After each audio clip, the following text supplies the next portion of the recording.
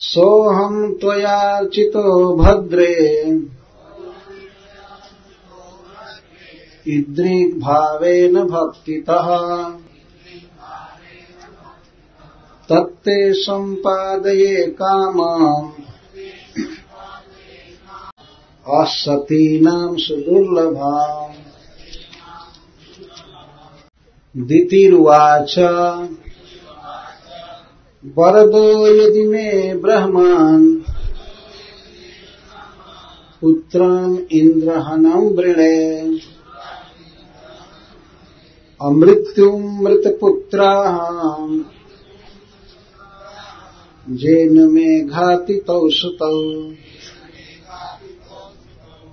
निशम्य तद्वचो विप्रो विमनः पर्यतप्यत अहो अधर्मः सुमहान् अद्य मे समुपस्थितः अहो अद्येन्द्रियारामो जोषिमय्येह मायया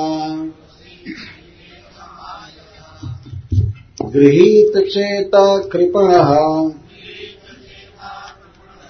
पतिष्ये नरके ध्रुवम् कोटिक्रमोऽनुवर्तन्त्यः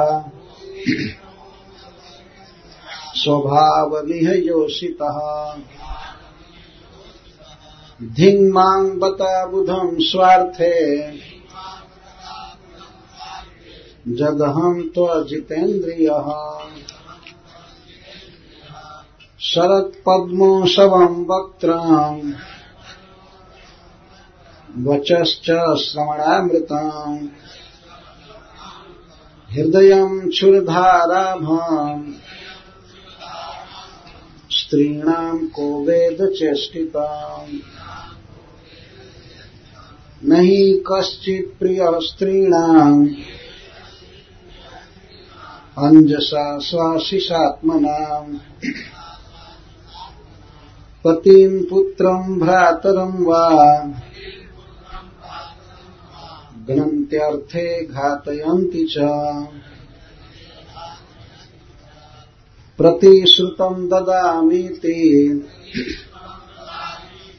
वचस्तन्न मृषा भवेत् वधं नार्हति चेन्द्रोऽपि तत्रेदम् उपकल्पते इति संचिन्त्य भगवान् मारीचः कुरुनन्दन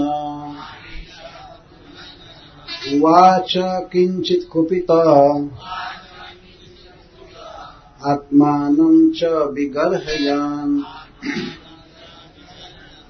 कश्यप उवाच पुत्रस्ते भविता भद्रे इन्द्रः देवबान्धवः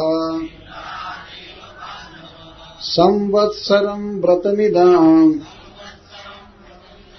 यद्यञ्जो धारयिष्यसि दितिरुवाच धारयिष्ये व्रतं ब्रह्मन्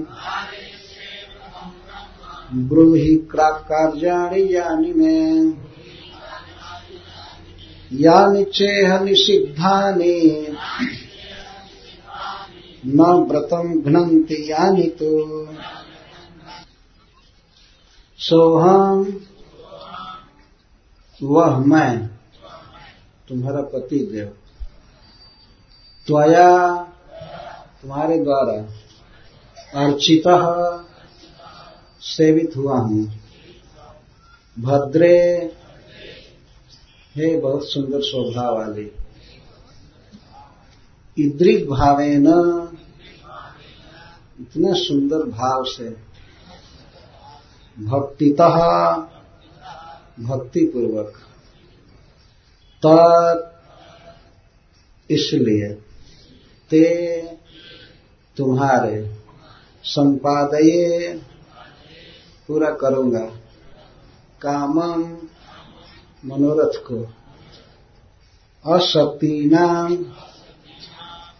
जो स्त्रियां पति का भक्त नहीं हैं, उन लोगों के लिए सुदुर्लभम, अत्यंत दुर्लभ मनोरथ।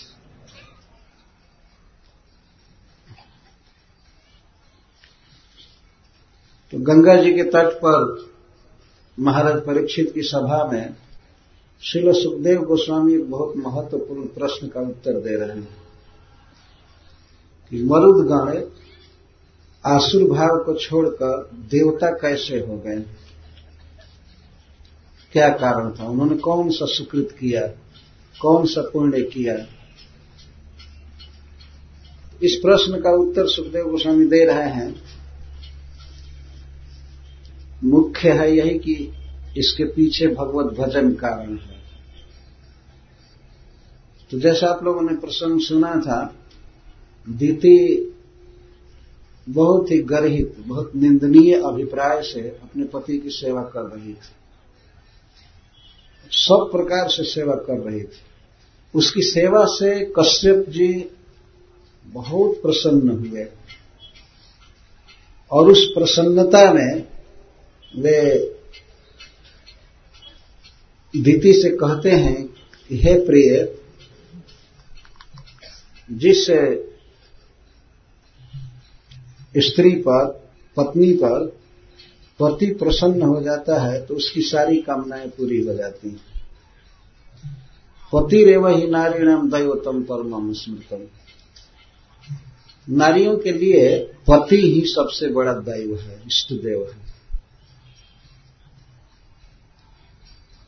और कहते हैं कि भगवान विष्णु जो सबके हृदय में रहते हैं, मन में रहते हैं, ईश्वरः सर्वभूतानां हृदय से अर्जुन तिष्ठति, तो वे प्रभु स्त्रियों के लिए पति के रूप में ही काम करते हैं, इतना तक कहते हैं।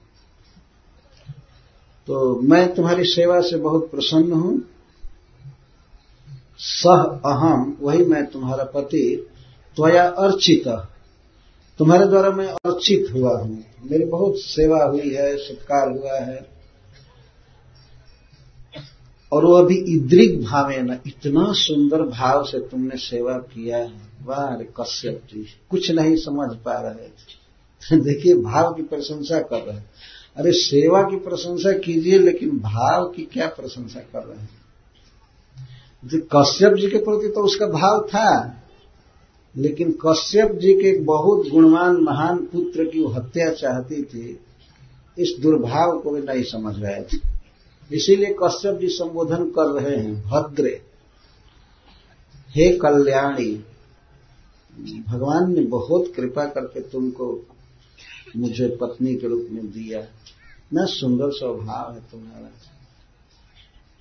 बहुत अच्छी हो तुम। भद्रे का अर्थ ये है, बहुत अच्छी हो। इद्रिक भावेन भक्तितः, भक्ति से तुमने सेवा किया है, तुम्हारे हृदय में कोई दूसरा अभिप्राय नहीं, बस सेवा ही करती थी, सेवा के अतिरिक्त तुमने कभी कुछ चाहा नहीं। परंतु तुम्हारी सेवा का बहुत बड़ा ऋण मेरे सिर पर है, मेरा यह धर्म है, कर्तव्य है। जब सब कुछ छोड़ करके तुम मेरी सेवा में हो, तो तुम्हारी यदि कोई इच्छा है तो उसे पूरा करना मेरा कर्तव्य है, मैं एक धर्म समझता हूं। कृपया मुझे चांस दो, अवसर दो, मैं तुम्हारे मनोरथ को पूरा कर सकूं। तत्ते संपादे कामम असतीनम सुदुर्लभम, तुम्हें मैं दुर्लभ से दुर्लभ वस्तु दे सकता हूं। जो वस्तु, जो मनोरथ असती स्त्रियों के लिए अति दुर्लभ है। यहां बहुत सीखने की बात है। स्त्री हो चाहे पुरुष हो, सबके मन में मनोरथ होते हैं, हमें यह मिले, हमें वह मिले, हमें यह मिले। लेकिन वास्तव में वही नारी सुखनी रहती है और आगे भी सुखी रहती है जो पति से प्रेम करती है। पति से प्रेम नहीं करने वाले स्त्री का यह लोक और परलोक दोनों चौपट हो जाते हैं, समाप्त हो जाते हैं, बहुत दुखनी होती है। कश्यप जी कहते हैं कि असतीनाम सुदुर्लभम, अपतिव्रता पति से प्रेम नहीं करने वाली स्त्रियों को ये सब चीजें नहीं मिल सकती जो मैं तुमको दे सकता हूं। ये कोई भी पति प्रसन्न हो जाए तो भगवान उस स्त्री पर प्रसन्न हो जाते हैं और उसका मनोरथ पूरा करते हैं। तो मैं तुम्हारे कामम, तुम्हारी अभिलाषा को मैं पूरा करूंगा, तुम मांगो। तो पहले तो स्त्री स्वभाव होने से दीति ने बहुत नखरा किया। नहीं, हम कोई इच्छा नहीं है। क्या इच्छा? आप मिले हैं, मुझे सब कुछ मिला हुआ है, आपसे बढ़ करके क्या चीज? ये है स्त्री की भाषा, हमें और कुछ नहीं चाहिए। यदि शब्द जो लगाई है कि वरदो यदि में ब्राह्मण, यदि शब्द से ये सब वैकल्पिक विचार प्रस्तुत किए जाते हैं कि ये कहा होगा उसने, पहले यही कहा होगा कि नहीं, हमें बाध्य मत कीजिए, मुझे कुछ नहीं चाहिए, मैं बिल्कुल संतुष्ट हूं, भगवान ने आपको दिया है, हमें अब इससे बढ़ करके धन क्या होगा, मैं आपको चाहती हूं, आपसे नहीं चाहती। मेरा धर्म है आपकी सेवा करना है, आपसे प्रेम करना है, हमें कुछ नहीं चाहिए। लेकिन कश्यप जी इंसिस्ट हुए, नहीं, कुछ तो मांगो, कुछ तो मांगो। कहते आप बिना मांगे ही देते हैं तो मैं क्या मांगू? मांगा तो उससे जाता है जो समझता नहीं है। मुझे मांगने की कभी इच्छा नहीं हुई, आपकी सेवा के अलावा मेरे मन में कोई संकल्प हुआ ही नहीं कभी। कृपया आप हमसे बाध्य मत कीजिए कि मांगो मांगो मांगो। कश्यप जी ने कहा नहीं, मैं देना चाहता हूं, आखिर मेरे पास शक्ति है तो किसको मैं दूंगा? तुमको नहीं दूंगा तो किसको दूंगा?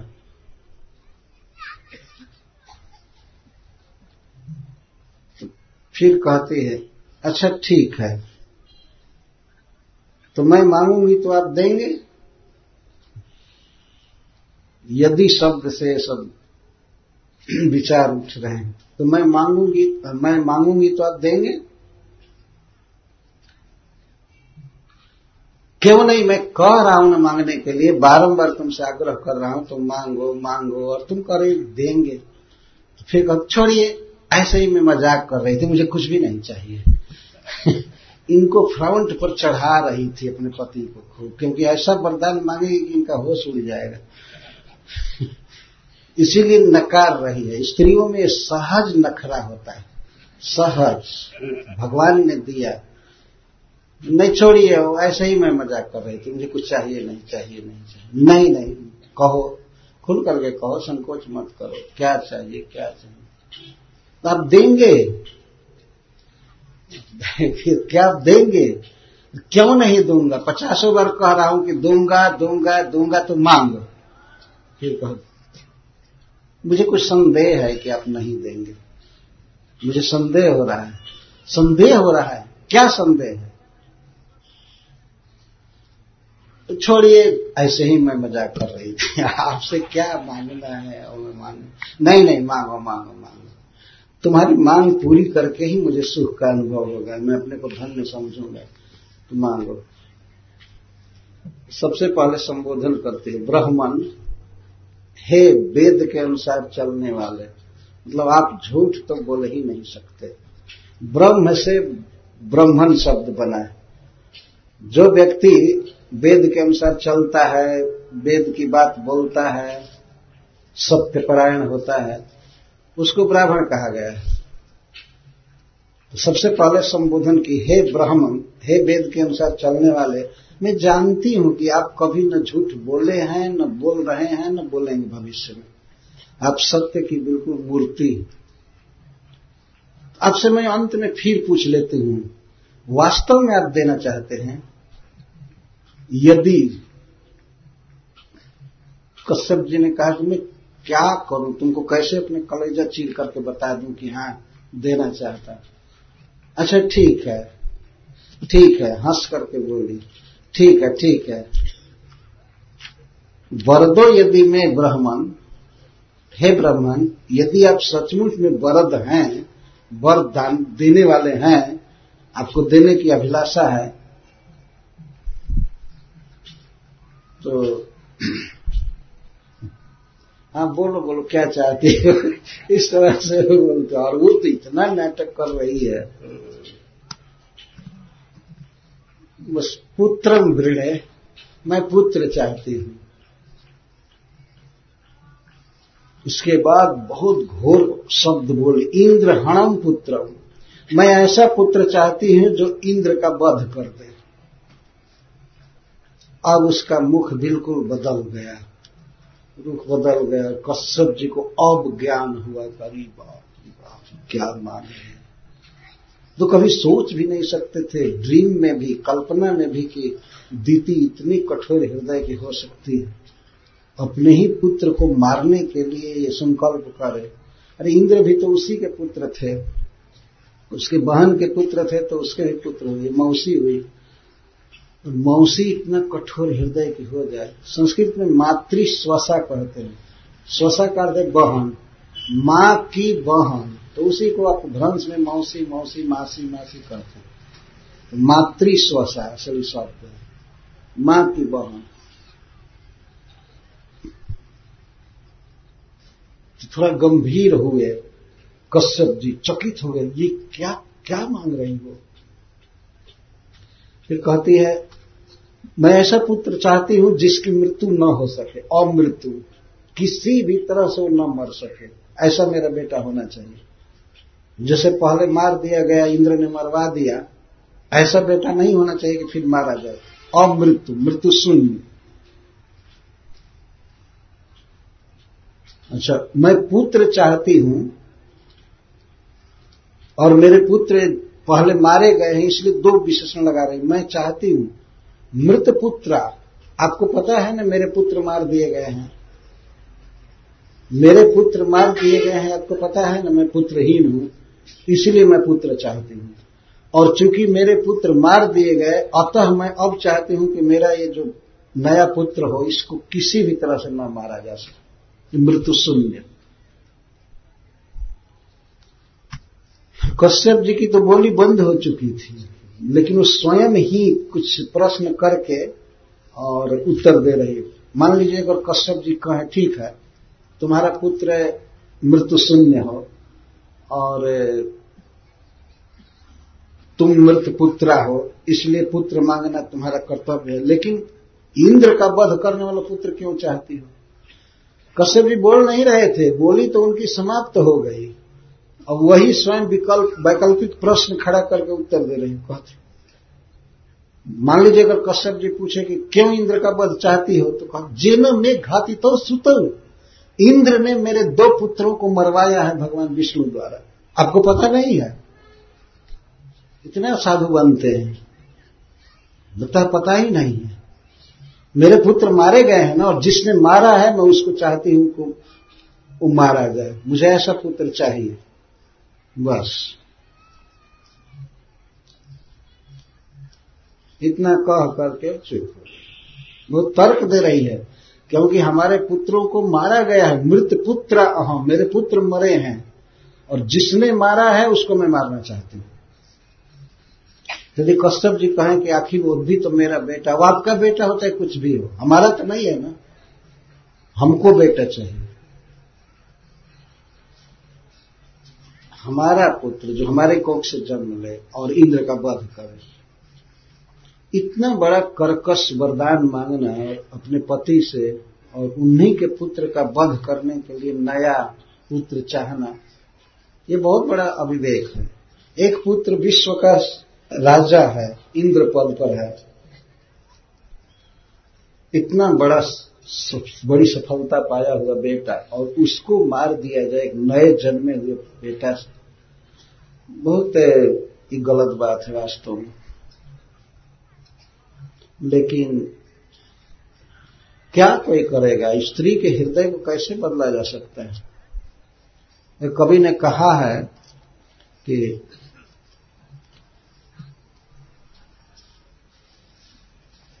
चत्वारः सृजतः पूर्वम उपायास्तेन वेधसा पंचमः कोपि न सृष्ट जेन गृह्यन्ते योषितः। ब्रह्मा जी 4 उपाय की सृष्टि कर रहे थे, दुनिया में व्यवहार चलाने के लिए, किसी को कंट्रोल करने के लिए 4 उपाय बनाए। साम, दाम, दंड और साम, दाम, भेद और दंड। ये सामान्य नीति ब्रह्मा जी ने बनाया। यदि कोई व्यक्ति अपने वश में न हो, चाहे अपनी पत्नी हो या पुत्र हो या बाहरी समाज हो या शत्रु हो, तो सबसे पहले उसकी प्रशंसा की जाती है, उसे बड़ा कहा जाता है, जिसे प्रशंसा से वो बात मान लेता है। किसी विरोधी से कहे कि कभी मैं कल्पना भी नहीं कर सकता था कि आप हमसे ऐसा करेंगे, मैं तो आपको बिल्कुल अच्छा समझता हूँ, साधु समझता हूँ, क्यों इतना विरोध कर रहे हैं? आपके लिए शोभा नहीं देता है, आप तो महान व्यक्ति हैं। ये तो हो सकता है उसका चित्त बदल जाए। इस पर भी अगर न माने कोई शत्रु या कोई अपना परिजन, तो उसको कुछ दाम दिया जाता है, कुछ पैसा दे दिया जाता है, कोई पद दे दिया जाता है, इसको दाम कहते हैं। तो उससे भी वो दब जाता है, अनुगामी होता है। और इससे भी काम नहीं चलता, तब उसमें फूट डाला जाता है, ऐसा करोगे तो ये हो जाएगा, ये हो जाएगा, ये हो जाएगा। और अंततः 3 उपायों से न माने तो दंड, शक्ति रहने पर। तो कभी कहता है कि ब्रह्मा जी 4 उपाय की रचना कर रहे थे, लेकिन 5वां वे उपाय रचना भूल गए, जिस उपाय से स्त्रियों को वश में किया जा सकता है। ऐसा उपाय रचे ही नहीं। जेन गृह्यंत जोशी पर, ये भूल हो गई ब्रह्मा से। भूल क्या हो गई, उनके पास ऐसी बुद्धि ही नहीं है कि वो स्त्रियों को वश में करने वाला कोई उपाय रच दे। और जो लोग समझते हैं कि यह स्त्री हमारे वश में है, वो वास्तव में अज्ञ व्यक्ति, वो वश में है। ये समझना चाहिए, ये सत्य यही है। और ये समझे कि नहीं, यह स्त्री पूर्ण मेरी अनुगामिनी है, पूर्ण मेरे वश में है, यह भ्रम है। मैं 100% के लिए नहीं कह रहा हूं, लेकिन जनरल बात ये है। नारी विवश नर सकल गोसाई नाचे नट मर कटकी नाई। कलयुग में तो पुरुष लोग वैसे स्त्रियों के वश में रहते हैं जैसे मदारी के अधीन बानर रहते हैं। तो जैसे नचाता है, जैसे गवाता है, ऐसे गाते हैं, नाचते हैं, मालिक को रिझाते हैं, कमाते हैं पैसा, वो सब मदारी ले लेता है, बानर वाला ले लेता है। देखा गया है। चाहे आप लाख है, नाचिए, गाइए या घूमिए, काम धंधा कीजिए, लेकिन सारा पैसा आ जाता है कहीं और। जो मालिक होता है उसके पास आता है। मनुष्य 2 ही आराधना कर सकता है, या तो भगवान की करे या स्त्री की करे। उसको प्रसन्न करने के फेर में रहे चाहे भगवान को, दोनों जस्ट विपरीत बात है। तो अधिकांश मनुष्यों का जीवन जा रहा है अपनी पत्नी की आराधना में। यह खुश रहेगी तो बहुत बड़ा लाभ है, यही व्यक्ति सोचता। कश्यप जी यही कह रहे थे ना, पहले अपनी पत्नी को इतना अच्छा कह रहे थे, भद्रे सुमध्य ने बामोरु, कितना कितना सुंदर संबोधन कर रहे हैं। तो बाहरी जो संबोधन कर रहे थे, बाहर के शरीर का वर्णन करने के लिए, वो तो बिल्कुल बिफिटिंग था, ठीक था। वास्तव में दीति परम सुंदरी है, बहुत सुंदर, लेकिन उसके भाव का भी इन्होंने वर्णन किया। भद्रे, तुम बहुत अच्छी हो, ये हो, वो हो, और इद्रिक भाव है ना, ऐसे भाव से सेवा किया तो उसके भाव को पहचान नहीं रहे। तो वास्तव में ब्रह्मा जी ने वो उपाय नहीं रचा आज तक जिससे स्त्रियां वश में की जा सके। वो कहा गया है कि स्त्री को आप काट काट करके खंडित कर दीजिए, या बहुत बड़ा दान दीजिए, बहुत पैसा दीजिए, बहुत बड़ा सम्मान दीजिए, रोज चरण में प्रणाम कीजिए, चाहे कुछ भी कीजिए, वो वश में नहीं। ऐसा कहा गया। यहां जो प्रसंग आ गया है, इसलिए मैं कह रहा हूं, हमारा कोई व्यक्तिगत ऐसा नहीं है चिड़ किसी से कि। तो इन्होंने कहा कि मैं तुमसे प्रसन्न हूं, वर मांगो, तो उसने ये वर मांगा और अपने वर के यथार्थता को, औचित्य को सिद्ध कर रही है। क्योंकि मृत पुत्र अहम, मैं मृत पुत्र हूं, मेरे पुत्र मर गए हैं, मारे गए हैं, और इंद्र को मैं इसलिए मारना चाहती हूं, मरवाना चाहती हूं, क्योंकि जेना में घाती तो सुतव, मेरे दोनों पुत्र मारे गए। अगर दुष्ट एक को भी छोड़ दिया होता तो मेरे मन में ऐसा विचार नहीं आया हो, लेकिन विश्वविख्यात मेरे दोनों पुत्र मारे गए, इसका मुझे बहुत दुख है। और आप नहीं समझ रहे थे, मैं आपकी सेवा कर रही थी, कुछ कर रही थी, बहुत काल से मेरे मन में ये सूल चुभ रहा है, मुझे दुख है, मैं दुख में वर मांग रही हूं, आपको देना ही पड़ेगा। तब श्री सुखदेव गोस्वामी कहते हैं, निशम्य तद बचो विप्रो विमनः पर्यतप्यता।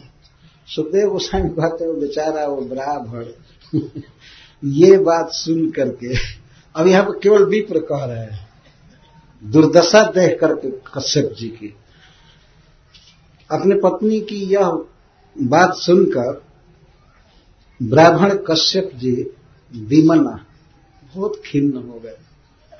जो पहले हंस हंस कर बात करते थे, मन में बहुत बड़ा उत्साह था कि पत्नी के लिए ये करूंगा ये करूंगा, अब एकदम मन विषाद में डूब गया, खिन्न हो गए, प्रसन्नता सारी चली गई। पर्यतप्यता, जलने लगे मन में, परिताप करने लगे। परिताप का अर्थ जो चारों ओर से जलन होने लगे, मन में भी शरीर में भी, जैसे अर्जुन में हो रहा था। अर्जुन रथ पर खड़े नहीं रह सके स्वजनों को देख करके, वो कहते त्वक चैव परिदाह्यते, मेरे चमड़े में आग सी लग रही है, मेरी जलन हो रही है, मेरा दिमाग घूम रहा है, मैं इस रथ पर खड़ा तक नहीं रह सकता हूं, फिर युद्ध करना तो बहुत दूर की बात। जो खड़ा ही नहीं रहेगा वो युद्ध क्या करेगा। नच सपनों में अवस्था थी, मैं यहां पर खड़ा नहीं रह सकता हूं कृष्ण, हम लोग बहुत बड़ा पाप करने जा रहे हैं। तो ये दशा अर्जुन की हुई। क्षण भर में कश्यप जी की यही दशा तुरंत हो गई। इतना प्रसन्न व्यक्ति हंस हंस करके आनंद में अपनी पत्नी से बात कर रहा था, लेकिन पत्नी ने ऐसी बात कहा, ऐसा मान रखा, सारा आनंद चला गया और बिल्कुल जलने लगे, मन में बहुत बड़ा शोक हो गया। इंद्र जैसे पुत्र को मरवाने के लिए मैं दूसरा पुत्र दूंगा, और इधर ना भी नहीं कर सकते थे। वचन को पूरा न करना यह भी उनके लिए असंभव बात, और अपने पुत्र इंद्र का वध कराना यह भी नहीं हो सकता। पर्यतप्यता, परिताप करने लगे, बहुत शोक में हो गए, और कहते हैं मन ही मन, अहो अधर्म सुमहान अद्य में समुपस्थित। अहो, आज मेरे जीवन में बहुत बड़ा अधर्म आ गया, दोनों तरह से। यदि मैं वचन पूरा नहीं करता हूं तो यह बहुत बड़ा अधर्म हो गया, और वह भी अपनी पत्नी को वचन दे करके पूरा नहीं करूंगा, और पूरा करता हूं तो इंद्र का वध कराना पड़ेगा, यह भी बहुत बड़ा पाप। मेरे जीवन में बहुत बड़ा कुकर्म, बहुत बड़ा अधर्म आ गया सामने। आज सामने समुपस्थित, या नहीं कि बाद में चलो देखेंगे, ऐसा समय आएगा तो परिस्थिति बदल सकती है। अभी ये मांग रही है और नहीं पूरा करने पर पता नहीं क्या करेगी। वही कई जैसा बोल रही होगी कि पूरा करोगे कि नहीं करोगे, ये पहले बताओ। बहुत दानी बन रहे थे तो कश्यप जी इस तरह से पड़े, फिर रोने लगे। पहले तो कह रहे थे कि स्त्री के लिए पति ही भगवान है, और अब भगवान रोना चालू किया। ये दशा हो, इतना प्रचंड होती है पत्नी स्त्री की, उसके आगे पुरुष कुछ कर ही नहीं सकता। चलो बोलो, देते हो कि नहीं देते हो। तो ब्राह्मण बेचारे रोने लगे, परिताप करने लगे। फिर कहते हैं, अहो अद्येन्द्रिया रामो जोषिन्मय्येह माया गृहीत चेता कृपण पतिष्ये नरके ध्रुवम। हाय हाय, भगवान की माया ने स्त्री का रूप धारण करके मुझे मोह लिया, मेरे चित्त को ग्रस्त कर लिया, गृहीत चेता। और आज इस विश्व में मेरे जैसा लाचार व्यक्ति कोई नहीं है। कृपण, कृपण का अर्थ होता है जो बेचारा, हिंदी में वही शब्द अनुवाद करेंगे, बेचारा, जिसको कोई कुछ भी करने की शक्ति न हो, एकदम लाचार, बेचारा, दीन। आज मैं दीन हूं। क्यों दीन हूं? क्योंकि स्त्री ने मेरे चित्त को पकड़ लिया, मेरे मन को पकड़ लिया, मेरा मन स्त्री के वश में हो गया, इसलिए मैं दीन हूं। तो अब क्या होगा? अब होगा क्या? पति से नरके ध्रुवम। अब मैं शीघ्र ही नरक में गिरूंगा। झूठ बोलूंगा, वचन पूरा नहीं करूंगा, तब भी नरक निश्चित है। और इंद्र का वध कराऊंगा, तब भी नरक निश्चित है। तो पति से नरके ध्रुवम, मैं नरक में निश्चित गिरूंगा। कश्यप जी कह रहे कोई संदेह नहीं है, कोई डाउट नहीं है कि किसी उपाय से मैं नरक गिरने से बच जाऊं, इसलिए ध्रुवम शब्द लगा रहे हैं, मैं निश्चित नरक में गिरूंगा। इतना हाई पद पर, देवता के पद पर हैं, कह रहे हैं कि अब तो मुझे नरक में गिरना है। कितनी सुंदर बात कह रहे हैं। देखिए, इस तरह से झूठ बोलने का भी अवसर आ रहा है। इंद्र का वध नहीं कराना चाहते तो कह देते नहीं दूंगा, मुझे क्या पता था कि तुम ऐसा वर मांगोगे। आजकल का आदमी तो तुरंत अपनी पत्नी को ऐसे कह देगा, हमको क्या पता था कि तुम ये मांगोगे, हम ये नहीं देंगे। बस हो गया। और समाज में बोलना हुआ तो राजा हरिश्चंद्र बन जाएंगे। हम तो पक्की जबान कहेंगे, पक्की जबान। झूठ बोलने की रोज रोज आदत ही है, हैबिट है, और फिर भी राजा हरिश्चंद्र बनते हैं। कश्यप जी जैसे महान पुरुष के लिए यह बहुत बड़े अधर्म का समय आ गया। अपने वचन को तोड़ना, यह पूरा करना, दोनों। वचन पूरा करते हैं तब भी बहुत बड़ा अधर्म, नरक में जाने का कारण होगा, और वचन पूरा नहीं करते हैं तो अपजस भी और नरक भी दोनों होने वाला। कोई महान व्यक्ति अपने विषय में इस तरह से सोचता है। आजकल के अज्ञ लोग अपने विषय में सोचते ही नहीं है कि हमारे आगे क्या गति होगी, कहां जाऊंगा। एक बार मैं एक व्यक्ति से पूछा कि आप ये शरीर छोड़ने के बाद कहां जाना चाहते हैं? क्या? वो तो फिर प्रश्न समझा नहीं, पूछा क्या कहते हैं? तो शरीर छोड़ने के बाद, मरने के बाद आप कहां जाना चाहते हैं? वो कहता है मैं जो चाहूंगा उसके अनुसार किया जाएगा। किया जाए या न किया जाए, आपकी क्या इच्छा है, आप कहां जाना चाहते हैं? तो फिर कहता है वो जहां भेज देगा वहां जाएंगे। ये ऐसा तो दिमाग है। अभी हम लोग यहां बैठे हैं, किसी को उठाकर पुलिस ले जाए जेल तो जाएगा, कहेगा मैंने क्या गलती की है, मैं नहीं जाऊंगा। लेकिन ये लोग कहते हैं जहां भेज देंगे वहां जाएंगे, जहां भेज देगा वहां जाएंगे। मैं कहा कि आखिर आपकी इच्छा क्या है? तो बार बार कहता हमारी इच्छा के अनुसार होगा ही नहीं तो क्या इच्छा करूं? इच्छा तो करना जीव का स्वाभाविक अधिकार है, स्वरूप है। इच्छा तो करना चाहिए, चाहे गलत इच्छा करे चाहे सही करे। तो इतना जीवन में अज्ञान है कि व्यक्ति को कोई इसकी परवाह नहीं है कि इस शरीर के बाद मैं कहां जाऊंगा, कोई चिंता नहीं है। आज के बाद क्या खाऊंगा इसकी चिंता है, इस साल के बाद अगले साल के लिए चिंता है। बैंक में रुपया जमा करके आदमी उसको बढ़ा करके लेना चाहता है, भविष्य की चिंता है, लेकिन केवल इसी जीवन के अंदर, और इस जीवन के बाद की कोई चिंता नहीं। यह बहुत बड़ा अज्ञान।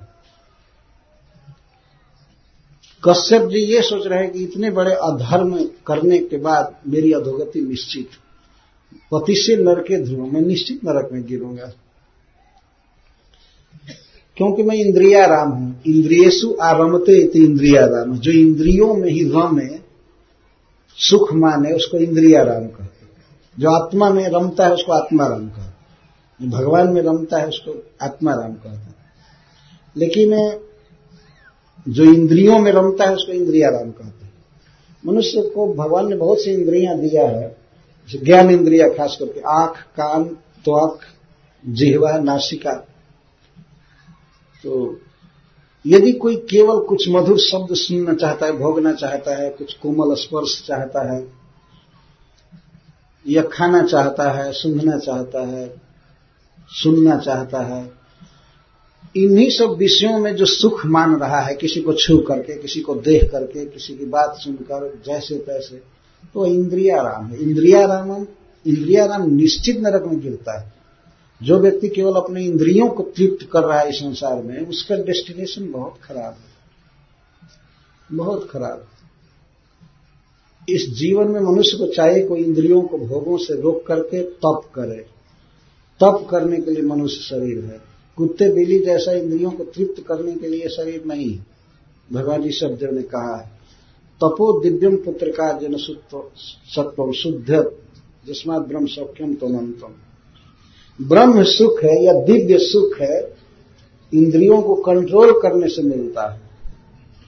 इंद्रियों के भोगों में उच्छृंखल लगे रहने से आगे बहुत दुर्गति होती है।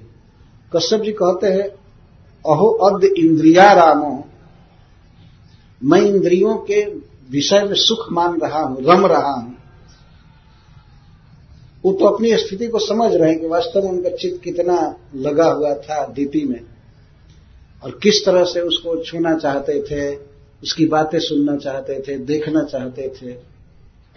ये इंद्रियाराम का लक्षण है। जो बात बोल भी रहे थे उससे भी पता चल रहा था कि वे कामुकता से ग्रस्त हैं। संबोधन में सुमध्यमा, जिसका मध्य भाग कटी अच्छा और क्षीण हो, उसको सुमध्यमा कहते हैं। और बरोरु, ये सब कामुक संबोधन कर रहे थे। तो अनुभव कर रहे हैं कि मैं तो पूरी तरह से भगवान की माया से पकड़ लिया गया।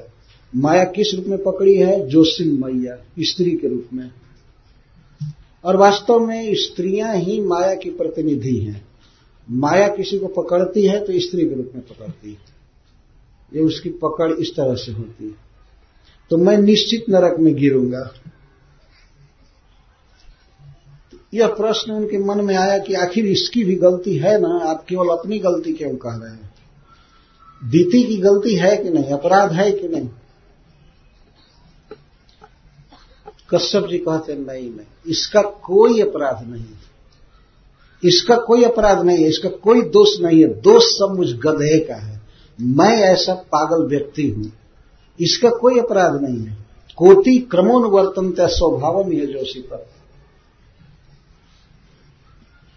ये जो दीति ने किया और जो मांगा, जो कपट किया मेरे साथ, ये तो अपने स्वभाव का अनुवर्तन की है। यही स्वभाव है स्त्री का, तो ये तो बिल्कुल स्वभाव के अनुसार काम की है। गलत कौन किया है? मैं गलत किया।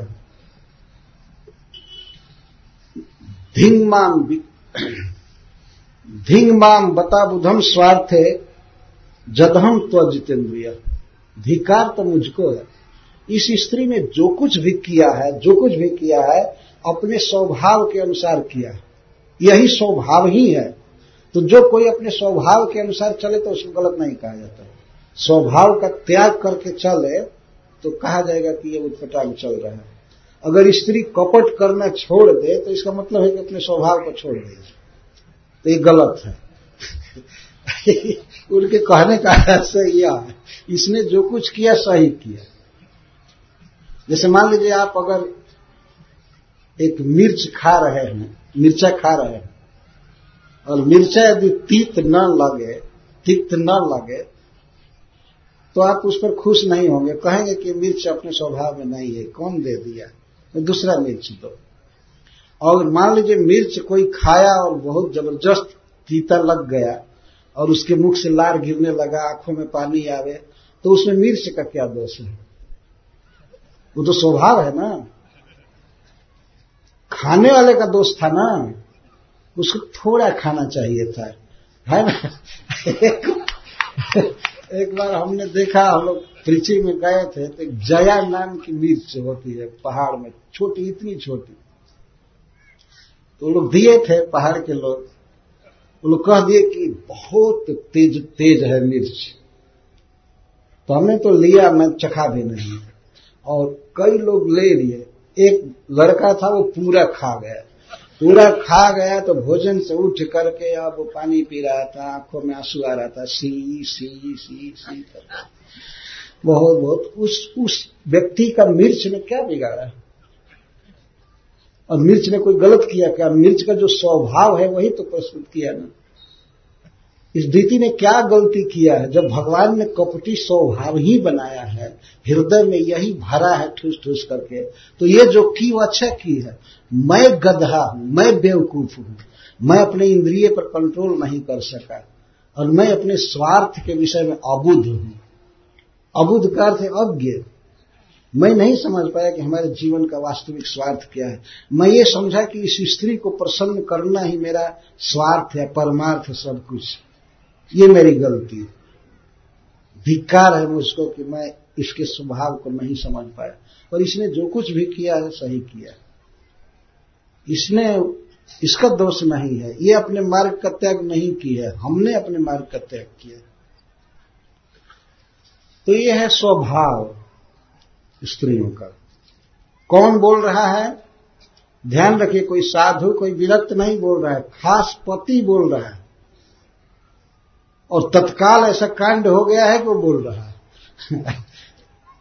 इसलिए बहुत गंभीरता से इस विषय को लेना चाहिए।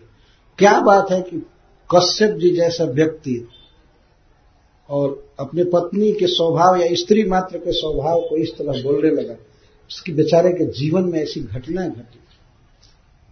उसी से मांगा जाए कि तुम्हारा बेटा मर जाए, इंद्र, मुझे पुत्र दो, इंद्र को मारने वाला पुत्र, मुझे ये चाहिए।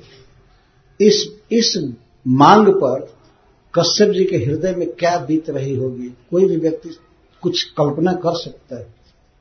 और उस समय अपनी पत्नी के प्रति उसका क्या भाव हो रहा होगा, वो तो मिला करके देख ली। नहीं, इसका व्यक्तिगत दोष नहीं है, यही स्वभाव है। कितना छिपा रही थी, हमेशा हंस करके बोलती थी कश्यप जी से, मंद मुस्कान के साथ तिरछी चितवन से देखती थी, और बोली बहुत मधुर बोलती थी, और अपने कठोर भाव को अपने फेस पर कभी आने ही नहीं दिया, कभी नहीं आने दिया। इस विषय में स्त्रियां बहुत दक्ष होती हैं।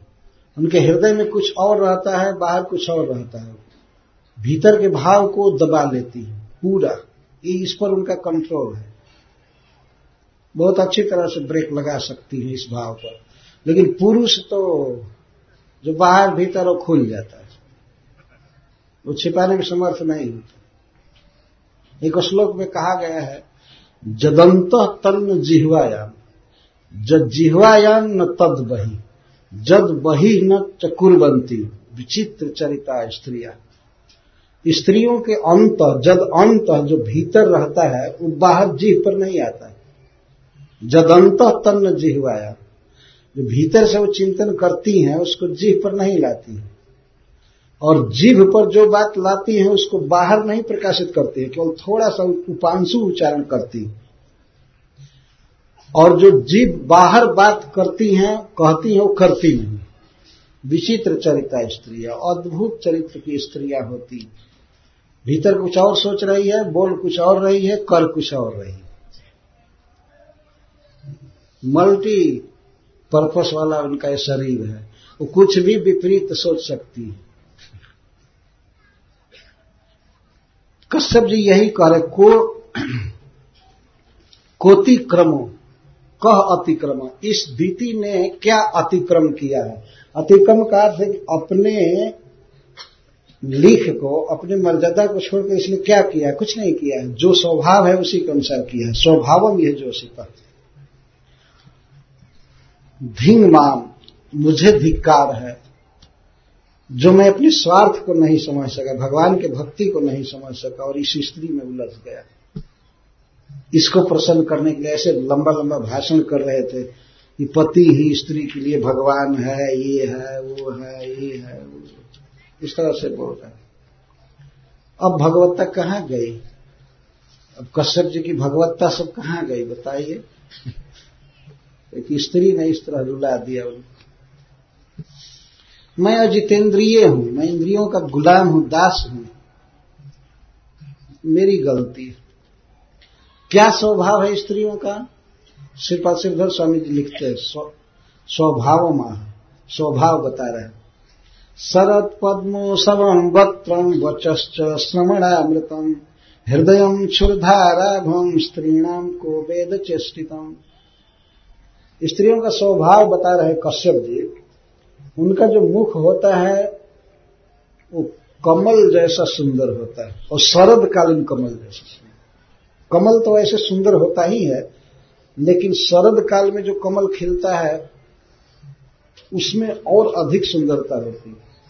शरद पद्म समम वक्त्रम, स्त्रियों के मुख पर शरदकालीन कमल का विकास होता है, उत्सव होता है, अर्थात कमल जैसा सुंदर होता है। मुंह तो इतना सुंदर होता है। और वचश्च श्रवणामृतम, और उनकी जो वाणी होती है, जो पुरुषों से बोलती हैं, तो दोनों कानों के लिए वो अमृतम, अमृत जैसा मधुर लगता है। वचन कानों के लिए अमृत, श्रवणामृतम, और उनका मुख है आंखों के लिए अमृत, कमल जैसा परम सुंदर, परंतु हृदयम क्षुरधाराभम, उनका जो हृदय ब्रह्मा जी ने फीट किया है वो छुरे की धार जैसा, पर विघात में अति तीक्ष्ण, अति तीक्ष्ण। अब बताए, चेहरा इतना अच्छा बनाए, वाणी कोयल जैसी बनाए, लेकिन ब्रह्मा जी हृदय में छुरा ही रख दिए, और वो भी तीक्ष्ण करके, शान धरा करके रखे, पर विघाते अति तीक्ष्ण। ये कश्यप जी बोल रहे हैं। स्त्रीणाम को वेद चेष्टितम्, कौन है इस दुनिया में जो किसी स्त्री के अभिप्राय को समझ जाए कि ये क्या सोच रही है, क्या करना चाहती, कौन है जान पाएगा? न कोपी। इसका उत्तर दिया न कह अपि, कोई भी नहीं। अथवा एक अर्थ है कि को वेद, कह का अर्थ ब्रह्मा जी, केवल ब्रह्मा जी जान सकते हैं, बाकी कोई नहीं जान सकता। इसका एक अर्थ यह भी है। ब्रह्मा जी चूंकि स्त्री का हृदय बनाए हैं, तो उसमें क्या क्या भरे हैं, क्या क्या छुरा गड़ा सब जो भी भरे हैं, वही जानते हैं कि इसमें क्या क्या है, और कैसे वो काटेगी किसी को, कितना छल करके, धूर्तता करके, वो ब्रह्मा जी जानते हैं। अथवा न कोपी, ब्रह्मा तक नहीं जानते हैं, और दूसरा क्या जानेगा? विधिहु न नारी हृदय गति जानी, सकल कपट अभय अवगुण खान। ये रामायण में भरत जी कहते हैं कि ब्रह्मा जी जो स्त्री का हृदय बनाए हैं, उनको भी पता नहीं है कि उसके हृदय में क्या क्या है। जो बनाए हैं हृदय और उसे स्टोर में माल रखे हैं, ब्रह्मा जी को भी पता नहीं कि क्या क्या, वो भी नहीं जान सकते। स्त्रिया चरित्र पुरुषस्य भाग्यम देवा न जानन्ति कुतो मनुष्य। स्त्री के चरित्र को और पुरुष के भाग्य को कि कब उसके जीवन में क्या होगा, इसको देवता लोग भी नहीं जानते हैं, मनुष्य क्या समझेंगे? मनुष्य क्या स्त्री की चाल को समझेंगे? ये तो देवता है ना कश्यप जी, रात दिन साथ में रहने वाले अपने पत्नी के इस कर्कश कठोर अभिप्राय को नहीं जान पाए। कौन जानेगा कब क्या करना चाहती हैं, क्या प्लान करना चाहती हैं? जल्पन्ति सार्धमन्येन, वे बात करती हैं किसी और से, देखती हैं किसी और के तरफ, और हृदय में चिंतन किसी और का करती हैं। ये बिल्कुल फैक्ट बात है वास्तव में। ये शास्त्र कहता है नयन विकार ही अन्यम वचनैरन्यम बेचेष्टितैरन्यम रमयति श्रुते नान्यम स्त्री बहुरूपा निजा कस्य। शास्त्र कहता है कि स्त्री नयन से किसी और को देखती है, वचन से किसी और से बात करती है, शारीरिक चेष्टा से किसी और के साथ दिखाती है भाव भंगी, और रमण करती है किसी और के साथ। ऐसी स्त्री किसकी है? मूर्ख व्यक्ति मान लेते हैं कि यह मेरी है, मुझसे प्रेम करती है। ये सब धोखा है, ये शास्त्र कहता है। इसी पर कश्यप जी कह रहे हैं, देखो भगवान ने इतना सुंदर मुख बनाया है, और वचन इतना सुंदर अमृत, दोनों कानों के लिए अमृत। श्रीपाद श्रीधर स्वामी जी अर्थ लिखते हैं, श्रवण श्रुति तयोः अमृतम। श्रवण का अर्थ करते हैं दोनों कान। इसका अर्थ है कि पुरुष जब स्त्री की बात सुनता है तो वो यही कामना करता है कि हमें पृथु महाराज जैसा 10,000 कान हो जाए कि इसकी और बात सुने, आनंद से सुने। तो दोनों कानों से सुनता है। इसका मतलब यह है कि सावधानी से सुनता है, एक शब्द भी गिरने नहीं देता है और उसी को याद रखता है हमेशा। तो उसकी बात सुनने में बहुत सुंदर लगती है, अमृत जैसी, और देखने में तो नयन तृप्त हो जाते हैं। उसके मुख को देखने में पर उसका हृदय अद्भुत कर्कश बना दिया ब्रह्मा। यही स्वभाव है स्त्री का। उसके हृदय पर कभी विश्वास नहीं किया जा सकता। आप सभी सोचेंगे कि तो बहुत कड़ा प्रवचन है, लेकिन वास्तव में भागवत का श्लोक है और प्रसंग में आ रहा है। कोई मैं नया एकाएक लेकर के नहीं कह रहा। कश्यप जी का हृदय बहुत दुखी है। यह बात जरूर है कि दुखी हृदय से वे बात को व्यक्त कर रहे हैं, तो उस समय आदमी कुछ अतिशयोक्ति करता ही है ना। लेकिन जो भी वे कर रहे हैं, परंतु उसमें सत्यता भी काफी अंश में है। स्त्री का निर्माण भगवान ने कपट करने के लिए ही किया है, यह अर्थ है। और पुरुषों की मति को मोहित करके उनसे काम धंधा कराना, घर गृहस्थी बसाना, दुनिया का काम कराने के लिए किया गया है। ये तो अगर स्त्री के अधीन न हो पुरुष तो कुछ नहीं करेंगे। ऐसा देखा जाता है कि अगर किसी से पूछिए कि तुम विवाह करोगे तो सोचता है पहले कुछ कमाएं, कुछ काम धंधा करें, घर द्वार बना लें, तब न विवाह करेंगे। और विवाह नहीं करना है तो उसको बहुत चिंता नहीं होती, कोई बात नहीं। तो आजकल के पुरुष लोग तो ये सोचते हैं कि हमको पत्नी ही कमाने वाली मिले,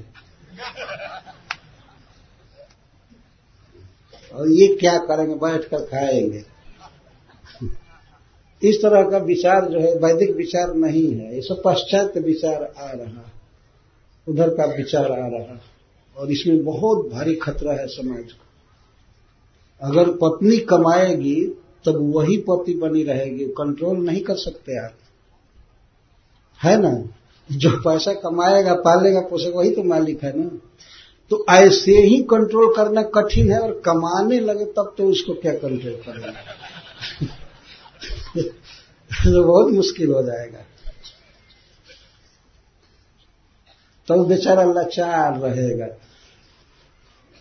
वैदिक प्रथा यह है कि स्त्री घर में काम करे और सब घर बुहारे, लिटे पोते, भगवान की पूजा करे, भोजन बनावे, बच्चों की देख रेख करे, अतिथियों का स्वागत करे। ये बहुत बड़ा काम है। और वो अभी काम करने जाए, तुम भी जाओ, घर इसी तरह भूत के डेरा जैसा दिन भर रहे। कैसा घर है, ये अच्छा नहीं है। भले आदमी कुछ अभाव में, गरीबी में काम चलावे, लेकिन स्त्री को बाध्य नहीं करना चाहिए कि वो जा करके काम करे। हम लोग देखते हैं गांव में हल चलता है तो बैल कमजोर भी होता है तो बैल को ही हल में जोता जाता है, गाय कभी नहीं जोती गई। मैंने कभी नहीं देखा है। वो दूध देती है, उसके दूध से पोषण होता है, लेकिन ऐसा नहीं कि उसको हल में चलाओ, गाड़ी में जोतो, ऐसा नहीं, बिल्कुल गलत बात। और काम करने में उसे बहुत से दूषित पुरुष मिलते हैं जो उसके शील की, सदाचार की रक्षा नहीं कर पाते हैं। कई कारण हैं, वैदिक संस्कृति में बात कही जाती है पुरुष को ही काम करना चाहिए, पुरुषार्थ करना चाहिए। तो जो भी हो, इस तरह से मैं ये कह रहा था भागवत के अनुसार कि भगवान ने स्त्रियों का निर्माण पुरुषों को कंट्रोल करने के लिए किया। कंट्रोल में रह करके कुछ काम करे, दुनिया में भजन करे और काम धंधा करे, इसके लिए जरूरी था। फिर कश्यप जी कहते हैं, नहीं कश्चित प्रिय स्त्रीणाम अंजसा स्वाशिषात्मनाम पतिम पुत्रम भ्रातरमा घनन्त्यर्थे घातयन्ति। स्त्रियों को कोई भी अंजसा प्रिय नहीं होता, डायरेक्ट प्रिय नहीं होता। अगर स्त्रियों का कुछ स्वार्थ पूरा होता है किसी के द्वारा तो उससे भी प्रेम करती है, लेकिन पूरा पूरा शुद्ध प्रेम नहीं करती।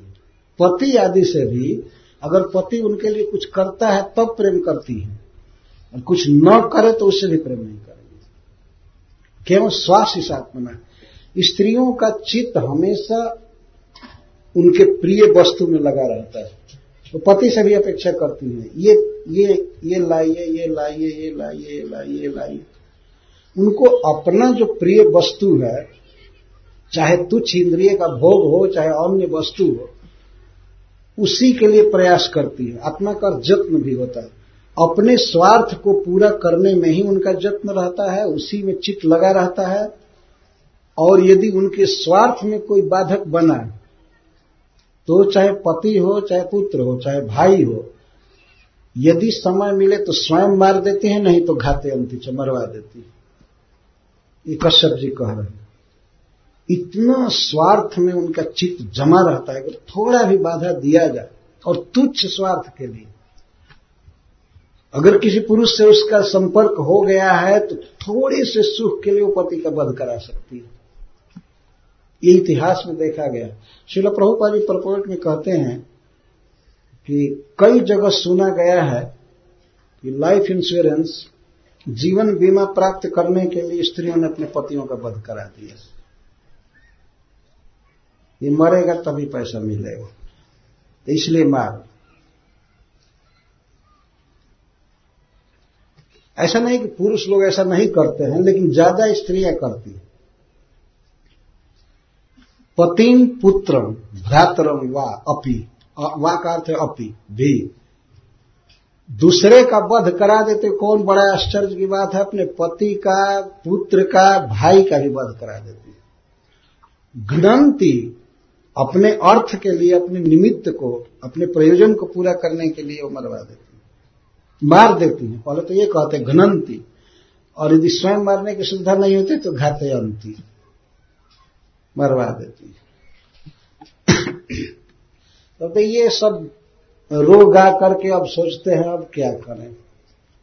प्रतिश्रुतम च ददामी इति वचन तन्न मृषा भवे, मैंने तो वचन दे दिया है कि ददामी इति, मैं तुम्हारी मांग पूरी करूंगा, तुमको दूंगा, तो मेरी बात झूठी नहीं होनी चाहिए। और वधम ना रहती चंद्रोपी, और इंद्र का भी वध नहीं होना चाहिए, इंद्र भी वध के योग्य नहीं है।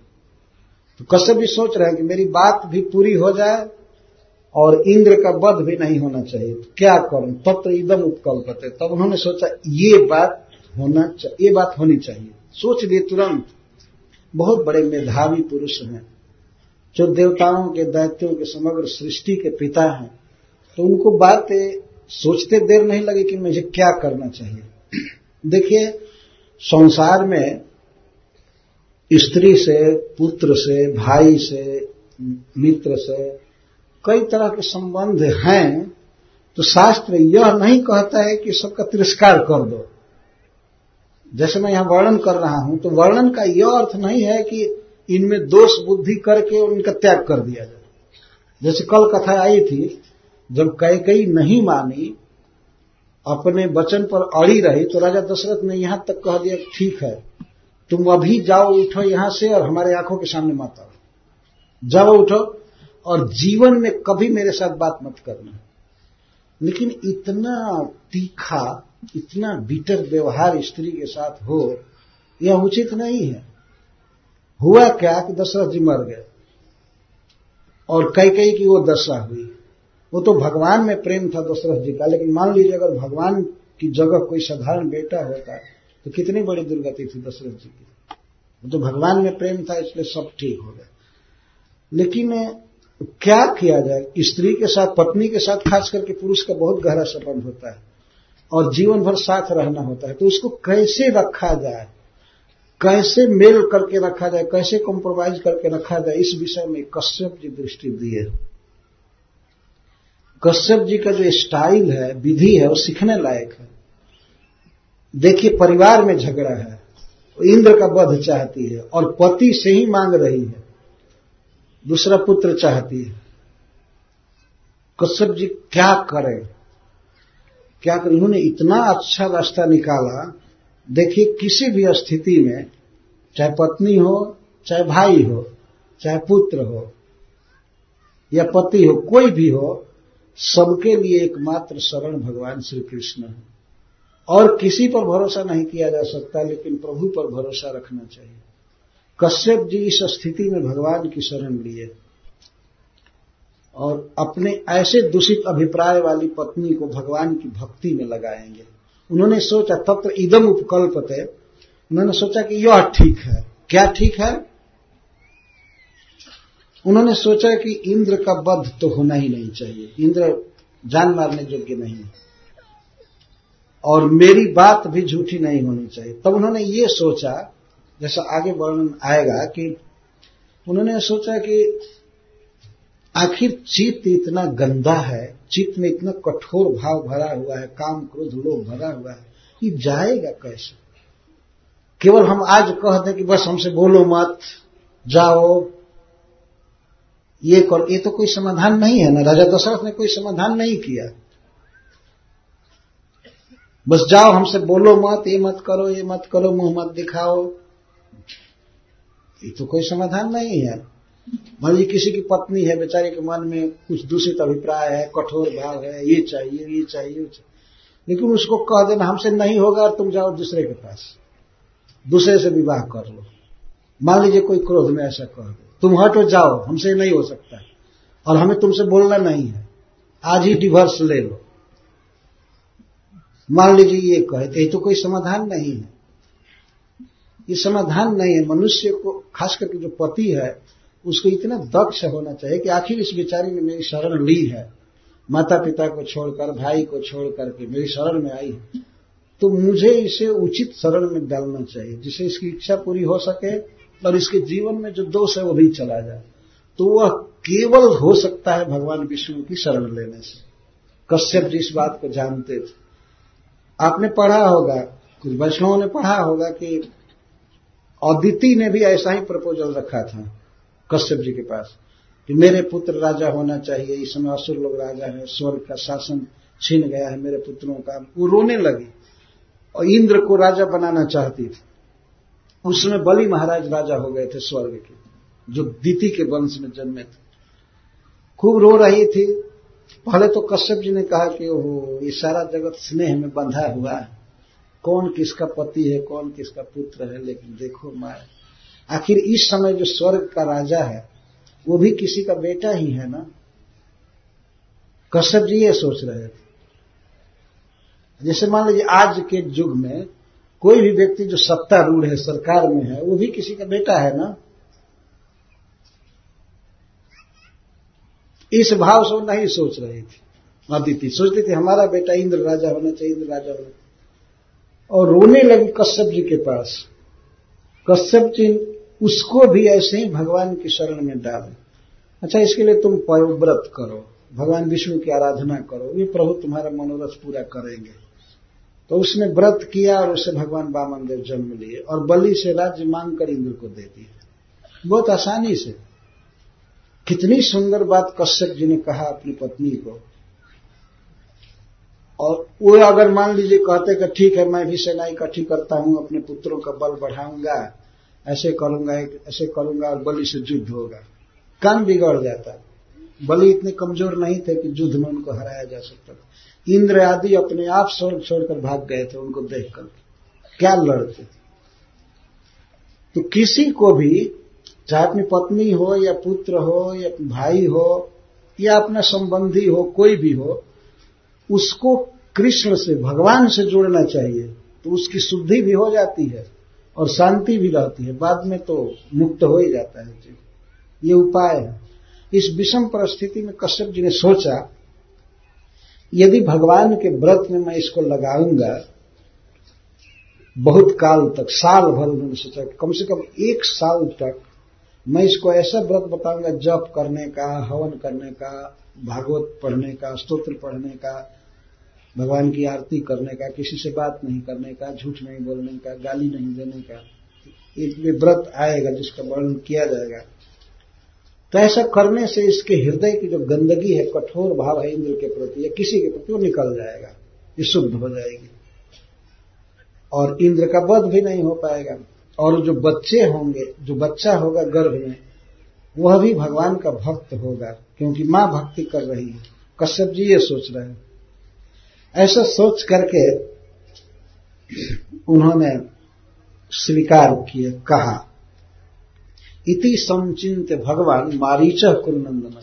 मरीचि के पुत्र कश्यप जी समर्थ व्यक्ति हैं, हे कुरुनंदन, हे परीक्षित।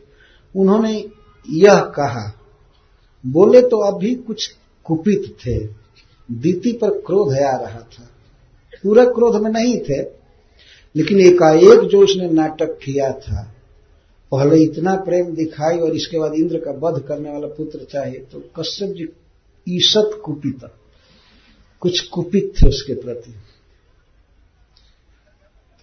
ईषत मतलब कंट्रोल के भीतर ही क्रोध था, बाहर नहीं था। थोड़ा क्रोध हुआ पत्नी के इस अकस्मात बदले हुए व्यवहार पर, लेकिन उससे ज्यादा अपने को धिक्कार रहे थे। आत्मानम च विगर्ह्य, अपनी निंदा करते, सोच रहे थे अपने मन में कि अरे बाप रे, मैं ये सोचता था कि मैं विद्वान व्यक्ति हूं, मैं जितेंद्रिय हूं, मैं ठीक हूं, लेकिन मेरे जैसा गया बीता आदमी कोई नहीं, अपना दोष देख रहे। यह कह करके उन्होंने वैष्णव व्रत बताया। भगवान विष्णु के जो व्रत हैं, जैसे जप करना या आरती करना, भगवान की अर्चा विग्रह की आरती करना, प्रसाद खाना, बात नहीं करना, और भी कई तरह से सुनना, कथा पढ़ना, ये जो व्रत हैं आत्मा को बिल्कुल शुद्ध कर देते हैं। इनका अपना प्रभाव होता है, दिव्य अपना प्रभाव होता है। वस्तुगत वस्तु में जो भाव होता है, जो उनकी विशेषता होती है, हमारे भाव की अपेक्षा नहीं करती है। भले गलत भाव से भक्ति की जाए, लेकिन अगर विष्णु की भक्ति की जाती है तो हमारे गलत हृदय को शुद्ध कर देती है। इस वस्तु का प्रभाव है अपने आप। जैसे बताया गया है कि अगर स्वाति नक्षत्र का बूंद बादल से गिर करके यदि सीपी में पड़ता है समुद्र में, तो मोती हो जाता है। केवल उस वस्तु के टच होते ही मोती हो जाता है। या जैसे गंगा जी में कोई नाला गिरे किसी शहर का, तो गंगा जी के जल का स्पर्श होते ही वो स्वयं गंगा जल हो जाता है। गंगा जी अशुद्ध नहीं होती, वह अशुद्ध पानी ही परम पावन हो जाता है। तो भगवान विष्णु इतने पावन हैं, इतने दिव्य हैं, अलौकिक, स्पिरिचुअल हैं, पर ब्रह्म, परम धाम, पवित्रम परमम भगवान, कि उनके संपर्क में आने पर कितना भी बड़ा से बड़ा पापी शुद्ध हो जाता है। कश्यप जी सिद्धांत को जानते थे, तो अपनी पत्नी को लगाए, यह नहीं कहे कि तुम गलत सोच रही हो, ऐसा नहीं सोचना चाहिए, ये नहीं करना चाहिए, नहीं करना चाहिए, तुम शुद्ध हो जाओ। शुद्ध कैसे बेचारी होगी, कैसे शुद्ध होगी? कोई शुद्ध होने वाला काम किया जाएगा तब शुद्ध होगी ना। कुछ लोग कहते हैं अरे क्या हरे कृष्ण करते रहते हो। भाई पहले तो शुद्ध बनो, शुद्ध आचरण करो, इसके बाद भगवान का नाम लो। ये तो ऐसे कहना है जैसे किसी रोगी को ऐसे कहिए क्या दवा खाओगे, पहले रोग दूर करो तब दवा खाओगे, ऐसे कहना, ये क्या बुद्धिमानी है? दवा खाएगा तभी तो शुद्ध होगा ना। सारे जीव अनेक कामनाओं से भरे हुए हैं, उनकी कामना को छोड़ने के लिए आप कहेंगे तो हतोत्साहित हो जाएंगे, वो नहीं छोड़ेंगे। पर ये आप सिखाइए कि तुम्हारी कामना को विष्णु पूरा करेंगे, कृष्ण पूरा करेंगे, तुम उनकी शरण लो, प्रभु सर्व समर्थ हैं, लक्ष्मीपति हैं और सबके सुहृद हैं, वो तुम्हारा मनोरथ पूरा कर देंगे, तुम करो। तो भगवान मनोरथ पूरा कर देते हैं, बल्कि वो जितना चाहता है उससे और ज्यादा देते हैं, और प्रसाद बना करके देते हैं, और हृदय की शुद्धि भी कर देते हैं, सब काम हो जाता है। यही सोच करके कश्यप जी अपनी पत्नी दीति को ये पूर्ण समन व्रत में नियुक्त किए साल भर के लिए। यह दक्षता चाहिए। ऐसी बात नहीं है कि अब बस अगर हम स्त्री का दोष सुन लिए तो आज से बस दूर रह जाए। दूर क्या रहोगे? आज एक भक्त हमसे कहे कि तो बहुत अच्छी कथा हुई, ब्रह्मचारियों को केवल ब्रह्मचारी रहना चाहिए और वानप्रस्थी को संन्यास लेना चाहिए, सन्यासी को और दृढ़ होना चाहिए, और गृहस्थों को वानप्रस्थ लेना चाहिए। वो कहे एक भक्त कहने कहा नहीं, कथा का ये उद्देश्य नहीं है। कथा का ये उद्देश्य नहीं कि अब आज स्त्री पुरुष में जो प्रेम है वो विखंडित हो जाए कि नहीं तुम तो दोष की खान हो, ये हो, और तुम तो केवल गुणों की खान हो ना। तो आज स्त्री छोड़ दो, स्त्री छोड़ दी, अब दूसरी स्त्री पर निगाह डालो, तो ये तो महाभयंकर नरक में गिरे ना। ये तो नरकगामी होने का रास्ता खुल गया ना।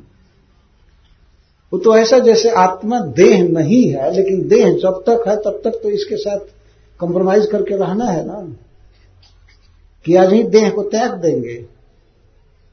आत्मा देह नहीं है, भिन्न है। चाहे हमारे शरीर में हाथ पैर है, मान लीजिए आंख में कुछ दर्द है, तो कुछ थोड़ा तुमसे घाव हो गया तो आंख निकाल कर फेंक देंगे क्या? आंख के रोग को ठीक करेंगे कि आंख को पीक आउट कर देंगे? बताइए।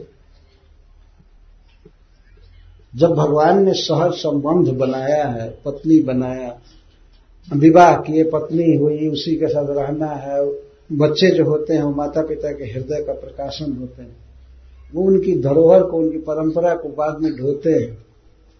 देखा गया है कि जितना सुचारू रूप से पुत्र अपने पिता के नियमों का निर्वाह करता है उतना दूसरे लोग नहीं कर पाते हैं, देखा गया है। तो इस संबंध को सुधार करके ठीक से चलाने के लिए कथा है, इसके लिए नहीं है कि बस छोड़ो, ये करो, वो करो, ऐसा करो। जैसे कश्यप जी कर रहे हैं वही करना चाहिए। उन्होंने मदद की अपने पत्नी की, व्रत करने में उनको बाजार से कुछ सामान लाना पड़ा होगा, कोई भी चीज, चाहे अगरबत्ती लावे, फूल लावे, समेत कुछ सब कुछ जुटाया और कहे कि तुमको कोई काम नहीं करना है, 24 घंटा आराधना करना है। और सबसे पहले उन्होंने बताया क्या नियम में, जो पूछी है कि नियम बताइए क्या करना चाहिए, क्या नहीं करना चाहिए, और कौन सा कार्य करने से व्रत में विघ्न नहीं आएगा, मेरा बेटा अजर अमर होगा और इंद्र का वध कर देगा, वो बताइए। तो कश्यप जी ने एक शब्द भी नहीं कहा अपनी पत्नी से कि तुम क्यों इंद्र का वध करना चाहती हो, ठीक नहीं है, ये नहीं, ऐसा नहीं कहा। उन्होंने कहा ठीक है, तुम जो चाहती हो पूरा होगा, मैं एक व्रत बता रहा हूं, इसको करो, साल भर करना होगा। तो बड़े उत्साह से बोली, भार्य व्रतम ब्रह्मण, ठीक है मैं साल भर व्रत धारण करूंगी, बताइए। इतना जोश था। जब उस किसी की कामना के पूर्ति के लिए प्रोमिस किया जाता है तब व्यक्ति का उत्साह बढ़ता है कोई साधन करने। आप अगर कामनाओं से भरे हुए जीवों को ये कहे नहीं निष्काम भाव से भगवान का भजन करना चाहिए, तो निष्काम भाव से घर में रहेगा, भजन क्या करेगा? ठीक है चलने दो। एक बार की बात है, भगवान बुद्ध के पास उनके मठ में एक व्यक्ति आया, बहुत भूखा था कई दिन का। तो आया तो बौद्ध भिक्षुक लोग उसे लगे कुछ धर्म का उपदेश करने, लेकिन वो सुन नहीं रहा था, ग्रहण नहीं कर रहा था। तो उन लोगों ने जाकर भगवान बुद्ध से कहा कि एक ऐसा व्यक्ति आया है जो हमारे उपदेश को ग्रहण नहीं कर रहा है, कुछ भी नहीं सुन रहा। तो भगवान बुलाए उसको और सबसे पहले उन्होंने पूछा कि तुम प्रसाद खाए हो, भोजन किए हो? तो उसने कहा नहीं। तो उन्होंने कहा पहले इसको भोजन कराओ। भोजन करने के बाद वो व्यक्ति ठीक से सुना और वह भी मठ ज्वाइन कर लिया और वो बहुत बड़ा व्यक्ति बना बौद्ध धर्म को ग्रहण कर। तो जो जिसकी इच्छा है, अगर इच्छा पर व्याघात डालिए तो व्यक्ति कृष्ण की शरण में नहीं आएगा, भगवान की शरण में नहीं आएगा। जहां उसे ये आश्वासन मिलेगा कि यहां पर तुम्हारी इच्छा पूरी होगी, भले हो या ना हो, तो वहीं जाता है। विष्णु के अलावा कोई देवता देवी में कोई शक्ति नहीं है मनोरथ पूरा करने की, कोई नहीं। कश्यप जी इस सिद्धांत को जानते हैं। ध्रुव महाराज को भेजा नारद जी ने कि विष्णु की शरण में जाओ, भजन करो मधुबन में, और उन लोगों को बहुत बहुत धन मिला। जो लोग ये सोचते हैं कि इसकी आराधना करें उससे मिलेगा, कुछ नहीं मिलेगा। मिलेगा धन या आयुष्य या सौभाग्य, सफलता, जो कुछ भी, वो विष्णु की, कृष्ण की शरण में आने से मिलता है। इस शास्त्र डंके की चोट इस बात को कहता है। तो अकाम सर्व कामो व मोक्ष काम उदार भी तीव्रेण भक्ति जोगे न जजेत पुरुषम परम। सर्व काम, अगर सब प्रकार की इच्छा है, सब प्रकार की कामना है, तो भगवान कृष्ण का ही भजन करना चाहिए, वही पूरा करते हैं। और वो जितना देते हैं उतना कोई दे नहीं सकता। देवता लोग देते हैं तो दम निकल जाता है इनका, पछताते हैं कि इतना क्यों दे दिया, और थोड़ा देते हैं। आप अगर देवताओं को बेल फल के बराबर देंगे, भजन करेंगे, तो तब इस सरसों के बराबर देते हैं, मस्टर्ड सीड के बराबर देते। ये हिसाब है उनका। उनके पास है ही नहीं, कुछ कंगाल हैं, देंगे क्या? श्रीपति देते हैं, वास्तव में विष्णु देते हैं। इतिहास बताता है जिसको दिया वो निहाल हो गया। और देते हैं तो शुद्ध भी कर देते हैं, अपने भक्तों के हृदय को काम क्रोध लोभ आदि से शून्य कर देते, साफ कर देते और देते हैं। कश्यप जी देवताओं के पिता हैं, अपनी पत्नी को वे विष्णु का भजन करने के लिए उपदेश कर रहे हैं, न कि ये कह दे कि जाओ इधर जल दो, उसकी आराधना करो, वहां सप्ताह में एक दिन घुमाओ, वहां ये करो ये करो। नहीं, जीव के वास्तविक हितैषी, वास्तविक बंधु, वास्तविक स्वामी भगवान श्री कृष्ण हैं, उन्हीं की शरण लेनी चाहिए। देखिए उससे हुआ क्या, दीति इतना शुद्ध हो गई स्त्री भगवान का जप करने से कि इंद्र को उसने 49 पुत्र दिया। जिसको मारने के लिए पुत्र चाहती थी उसी को अपने पुत्रों को दे दी। कही कि बेटा मैं नहीं चाहती हूं कि ये मेरे पुत्र असुरों के समाज में रहें, तुम ले जाओ इनको देवताओं के समाज में। तो इंद्र के साथ वे रहते। इंद्र भी नहीं मरे, वो बच्चा भी नहीं मरा। इंद्र ने मारा गर्भ में, वो कथा आएगी। तो इंद्र ने गर्भ में मारा, लेकिन वो बच्चा जो था 7 बच्चा के रूप में हो गया। 6 धार है वज्र में, 6 जगह काटे, तो इसलिए 7 टुकड़ा हुआ। 7 टुकड़ा ओरिजिनल बच्चे की तरह हुआ। इंद्र तो डर गया, अरे बाप ये क्या हो रहा है। तो फिर एक एक पर मारे, 7 पर, तो फिर 7-7 टुकड़े होकर 49 हो गए, ओरिजिनल बिल्कुल। तब इंद्र डर गए कि वो मैं नहीं मार पाऊंगा, ये मरेंगे नहीं। तो उन बच्चों के साथ वे दीति के सामने प्रकट हुए, मां के सामने। तो 1 साल तक निरंतर कृष्ण का जप करने के कारण, भक्ति करने के कारण दीति परम शुद्ध हो गई थी। वो इंद्र को देखते ही बहुत प्रसन्न हुई और 49 पुत्रों को तो पूछती है, बेटा, इंद्र से कहती है, बेटा मैं तो एक पुत्र का संकल्प की थी जो तुम्हारा वध करने के लिए, तो ये 49 कैसे हो गए? तो भगवान इंद्र कहते हैं कि मां सीधा कहते हैं, मां जब से तुमने ये संकल्प लिया कि मेरा वध करने वाला पुत्र चाहिए, तब से तो मेरा होश उड़ गया, मैं सुख से नहीं सोया। तो मैं छल कपट से तुम्हारा सेवक बन करके तुम्हारे व्रत में कमी ढूंढ रहा था। जिस दिन कमी होगी तो मैं गर्भ को मार दूंगा। तो एक दिन तुम बिना खाए पिए सो गए, बिना मुंह धोए सो गई, बिना पैर धोए सो गई, जूठे मुंह। तो मुझे अवसर मिला तो मैं अपने जोग बल से तुम्हारे मुख में प्रवेश किया और गर्भ में गया और वज्र से मारा।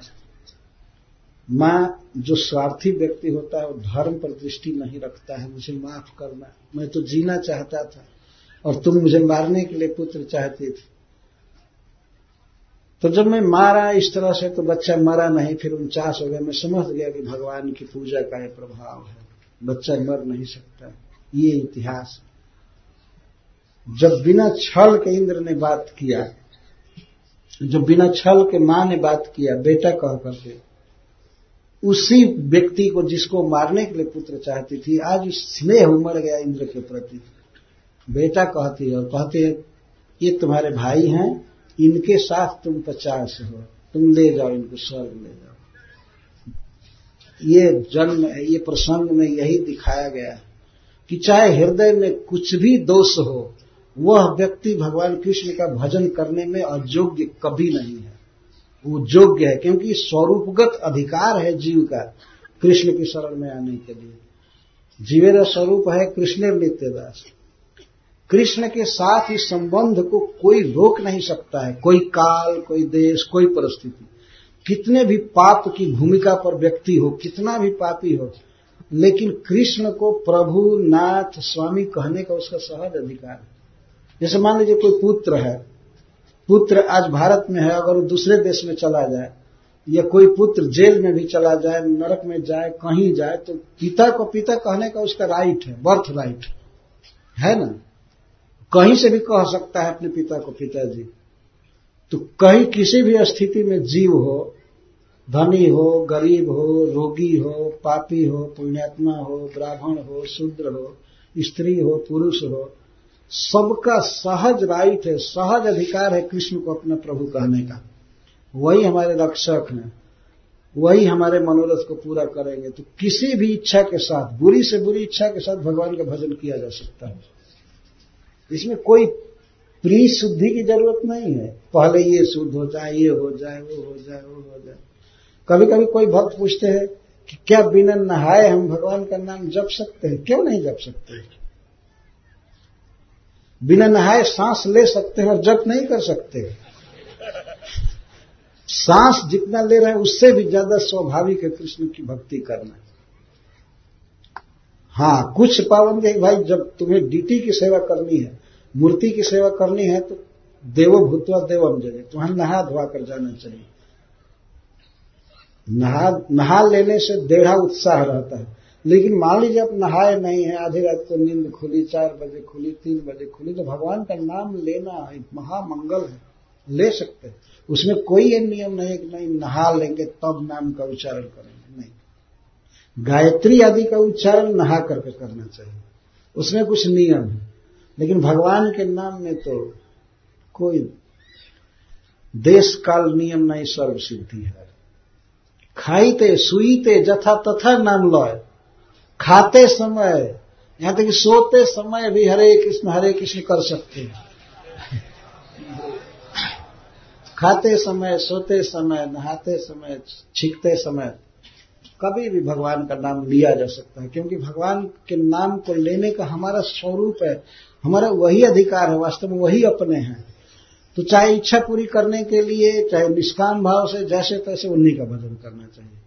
कश्यप जी के द्वारा इस विषम परिस्थिति में यह शिक्षा दी जा रही है। वास्तव में ऐसा कोई घर नहीं है जिसमें मतैक्य हो, ये कहीं मत हो सबका। कुछ न कुछ भेद जरूर होता है। पुत्र कुछ दूसरे तरफ चलता है, कुछ न कुछ चलता है, पत्नी के भी कुछ मनोरथ होते हैं, भाई के भी होते हैं, पिता के भी होते हैं। कैसे कॉम्प्रोमाइज किया जाए, ये कहीं धरातल है। जैसे भी हो कृष्ण से जोड़ा जाए उसको। अगर किसी में बहुत बड़ा दोष भी है तो उसको सुधारने का उपाय क्या है? उपाय यही है कि उसको कृष्ण से जोड़ा जाए, कृष्ण के नाम से, कृष्ण के कथा से, कृष्ण के भक्तों से, कृष्ण के मंदिर से, इस तरह से उसे जोड़ा जाए। उसका तिरस्कार करने से, छी मानुष करने से तो सुधार होगा नहीं। अब पत्नी इतनी कठोर अभिप्राय वाली है इस समय, दीति, कश्यप जी कितनी चतुराई से काम किए, कितनी बुद्धिमानी से भगवान में लगा दिया। सहज वो जप करती थी। सबसे पहले उन्होंने बताया था न हिंस्यात भूत जाता नहीं। कश्यप जी ने बताया कि साल भर तुमको किसी भी जीव की हत्या नहीं करनी चाहिए, चींटी की भी। तो समझ नहीं रही थी वो क्या कह रहे। प्रकारांतर से उनके कहने का अर्थ है कि जब चींटी तक की हत्या नहीं कर सकती, किसी को दुख नहीं दे सकती, तो इंद्र को कैसे मारना चाहती। पति ने इस तरह उपदेश किया। और न सपेत न नृतम बदेत। उन्होंने कहा कि साल भर जब तक व्रत चले तब तक तुम्हें एक बार भी झूठ नहीं बोलना चाहिए।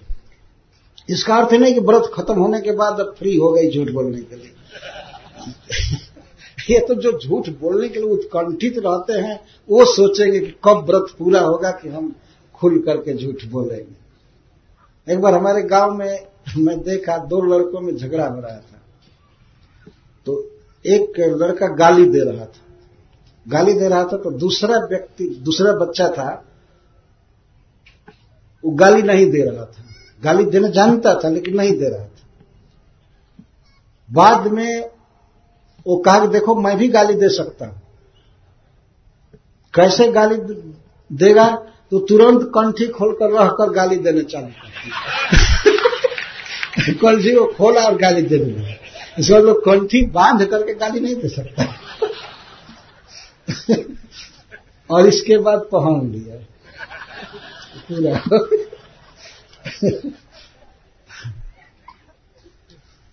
तो व्रत, तो ये जो व्रत बताया जा रहा है वास्तव में व्यक्ति को जीवन भर धारण करना चाहिए। न सपेत ना निर्तन बदल, किसी को गाली नहीं देना, साफ नहीं देना, शुभ वचन बोलना चाहिए। शुभ वचन, जैसे आजकल के लोगों को सिखाया जाता है शुभ वचन बोलने के लिए। तो सब लोग एयरपोर्ट पर जाते हैं, टिकट लेते हैं, बोर्डिंग पास लेते हैं, तो वो लोग बोलते हैं अमेरिका में प्राय हैव ए ग्रेट डे। इतना अच्छा लगता है सवेरे सवेरे कोई कहे have a great day, have nice day journey, बहुत अच्छा लगता है। इस तरह से किसी भी व्यक्ति के लिए शुभ वाक्य बोलना चाहिए। किसी को कठोर बोल देना, साप दे देना, ये कर देना, ये बहुत बुरा है। संसार ऐसे ही दुख से भरा हुआ है। जब बोलना है तो बहुत सुंदर वचन बोलना चाहिए। भक्त का एक लक्षण है ये, कभी कठोर नहीं बोलना। एक बार एक व्यक्ति जा रहा था प्लेन से, जो झगड़ा हो गया उससे, तो जिसे झगड़ा हो गया वो कहता है भगवान तुम्हारा प्लेन क्रश कर दे। तो तुम्हारे कहने से थोड़े क्रश हो जाएगा। हमारे यहाँ कहते हैं क्या, गिद्ध के श्राप देने से गाय थोड़े मरेगी। गिद्ध श्राप देगा, भूखा बैठा है गिद्ध, और गाय को श्राप दे के मर जाए तो उसके श्राप देने से तो मरेगी नहीं, जो होना है वही होगा। लेकिन तुम जो गलत बात बोले वो तो कर्म बंधन लग गया। तो कर्म फल, कर्म वचन मन से कर्म होता है, शरीर से, वचन से, मन से। तो वचन से बोला तो लग गया, उसका तो कुछ होगा नहीं। लेकिन जो व्यक्ति बोला कि ऐसा हो जाए तो उसी दिन कर्म बंध हो जाए। वो तो कंप्यूटराइज्ड है बिल्कुल, वो तो आएगा फल समय पर। इस प्रकार कश्यप जी बहुत ही सफलतापूर्वक अपनी पत्नी को भगवान के भजन में लगाया। यह उदाहरण है, इस तरह से शुद्धि होती है। कर्दम मुनि की पत्नी देवहूति जी इसी तरह से शुद्ध हुई। पहले उन्होंने मांगा कि हमको पुत्र चाहिए, हमारा शरीर स्वस्थ कीजिए, उनको खिलाइए पिलाइए अच्छा से, और एक घर बनाइए, यही मांग किया। उन्होंने कभी क्रिटिसाइज नहीं किया अपने पत्नी का कि नहीं नहीं तुमको भी जैसे मैं हरे कृष्ण कर रहा हूं वैसे ही तुम भी करो। ये क्या मांग रही है, वन में पेड़ के नीचे रहो, भगवान का भजन करो, क्या दुनियादारी बसाना है। उन्होंने कुछ नहीं कहा, ठीक है प्रिय। उन्होंने विमान रचा, तो पत्नी के लिए घर बनाया, पत्नी के लिए और किया, घुमाया फिराया, सब किया, संतान दिया। लेकिन जब घर छोड़ करके वो जाने लगे तब वो रोने लगे कि आपने हमको सब कुछ दिया लेकिन भक्ति नहीं दिया। हमको भगवान की कथा सुनाने वाला हमको पुत्र चाहिए। सीधा कहा, आप वन में चले जाएंगे तो मुझे कौन तारेगा, मेरा उबार कौन करेगा। तो कर्दम जी कहते हैं, प्रिय तुम अपने प्रति चिंता मत करो, तुम्हारा उद्धार करने के लिए साक्षात भगवान तुम्हारे गर्भ से आएंगे। इस तरह से कहा। तो वह स्त्री जो पहले केवल घर चाहिए, हमारा स्वास्थ्य सुधरना चाहिए, हमारे लिए और भी चाहिए, हमको संतान चाहिए, यही इच्छा थी। स्वाभाविक इच्छा है किसी स्त्री के लिए। लेकिन एक दिन वही देवहूति भगवान के साथ कथा सुन रही है, इतना शुद्ध महिला हुई, भगवान की मां बनी। तो इस तरह से जिसकी जो कामना है उस कामना की पूर्ति के लिए ही कृष्ण के शरण में भेजना चाहिए। ठीक है, ये कामना है, तुम आओ, ऐसा करो ऐसा करो ऐसा करो, ये जप करो, भगवान का प्रसाद खाओ, भगवान को प्रणाम करो, कृष्ण तुम्हारे हैं, कृष्ण तुम्हारे हैं, तुम्हारी इच्छा पूरी करेंगे। इस तरह से कश्यप जी ने दीति को लगाया भगवान के भजन में। तो कहते हैं, उन्होंने शर्त रखा, कश्यप जी ने कहा कि पुत्रस्ते भविता भद्रे इंद्रहा देव बांधव सांवत्सरम व्रतनिनम जदंजो धारयिष्यसि। हे प्रिय, देखो मैं ये व्रत बताया तुमको, ये व्रत बता दिए उन्होंने, यानी यहां बताया नहीं गया है। इसको 19वें अध्याय में महाराज परीक्षित के प्रश्न के उत्तर के रूप में सुखदेव गोस्वामी बताएंगे। लेकिन उसी बात को कश्यप जी ने पूरा बता दिया यहां, इसलिए इदम कह रहे हैं देखो, पुत्रस्ते भविता भद्र इंद्रहा देव बांधव संवत्सरम व्रतम इदम यदि अंजो धारयिष्यसि।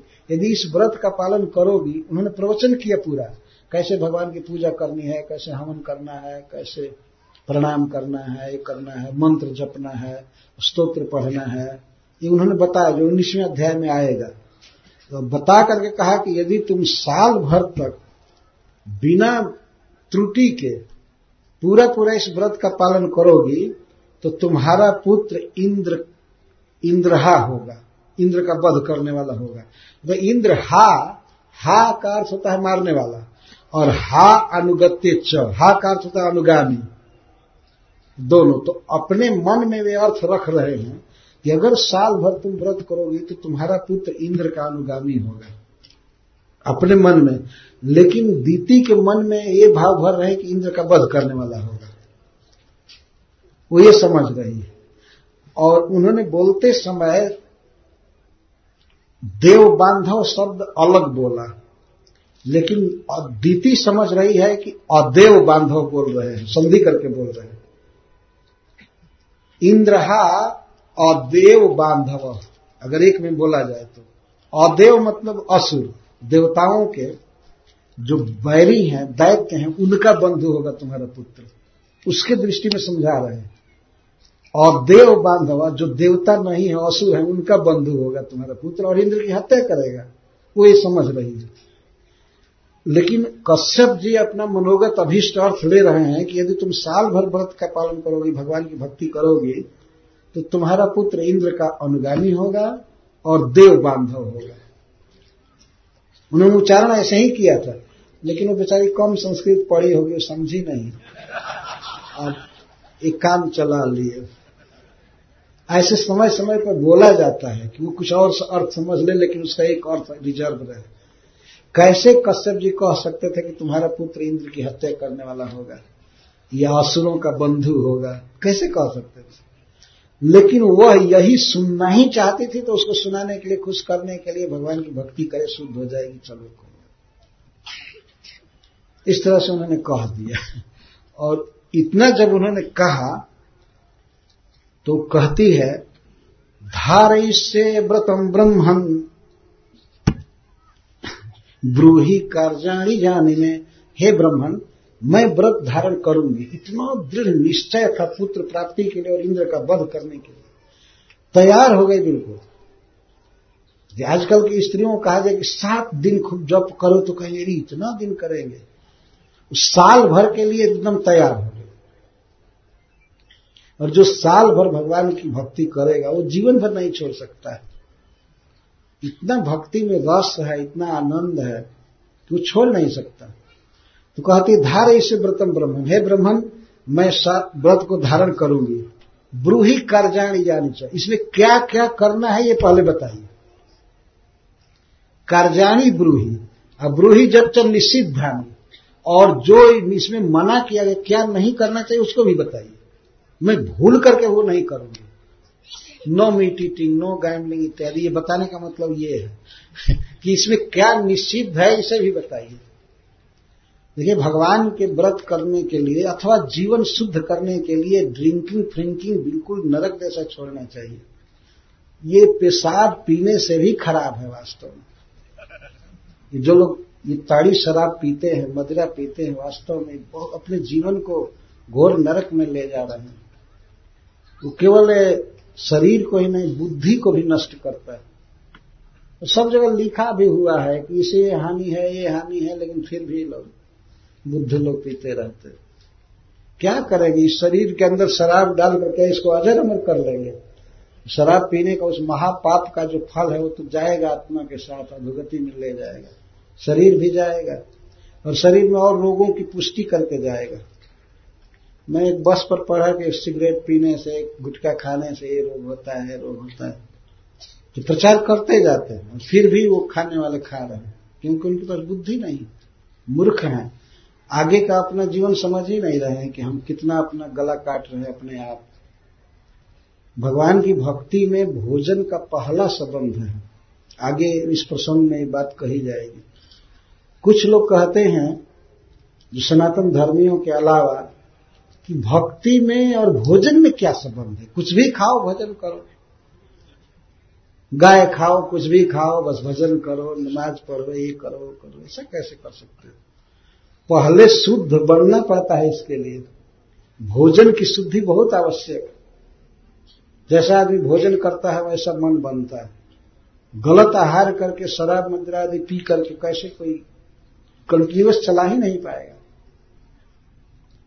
ये बहुत जरूरी है आहार सुधारना पहले। तो ये कह रहे कि निषिद्ध हानि, पहले निषिद्ध बताइए, कार्य क्या है ये करना, कैसे पूजा करना, पाठ करना, ये करना वो करना, क्या नहीं करना है।